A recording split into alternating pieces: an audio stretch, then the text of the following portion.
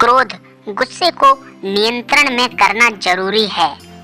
ये कहानी उन लोगों के लिए है जिनको अपने क्रोध को नियंत्रित करने में समस्या होती है। कई बार ऐसा होता है कि क्रोध की वजह से हमें जो नहीं करना होता है वो कर देते हैं और बाद में अपने किए पर पछताते हैं। एक लड़का था जिसे अपने स्वभाव को नियंत्रित करने में समस्या थी। जब भी वह क्रोधित होता था तब उसके दिमाग में जो भी आए वो बोल देता था। उसके इस स्वभाव के कारण कई लोगों को चोट पहुंचती थी।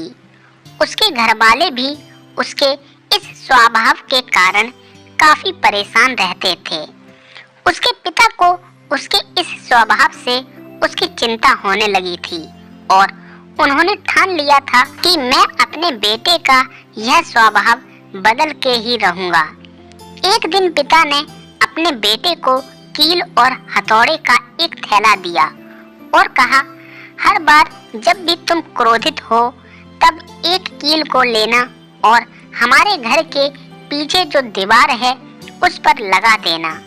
बेटे के अपने पिता की बात मान ली और कहा, अच्छा पापा ठीक है, मैं वैसा ही करूँगा। कुछ ही दिनों में तो बेटे ने इतनी सारी कील लगा दी कि आधा थैला खत्म भी हो गया। अब कील की संख्या धीरे धीरे कम हो रही थी और साथ में ही उसका क्रोध भी नियंत्रण में आ रहा था। एक दिन ऐसा आया कि उसका क्रोध संपूर्ण नियंत्रण में आ गया था। उसने अपने पिताजी को बताया कि पापा, अब मेरा स्वभाव बदल गया है और अब मैं अपने क्रोध को नियंत्रित कर सकता हूँ।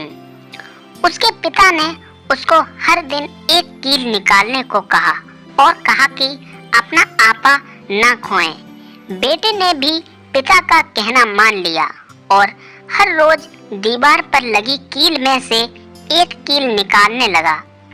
अंत में एक दिन ऐसा आया कि वह लड़का आखिरी कील निकाल रहा था।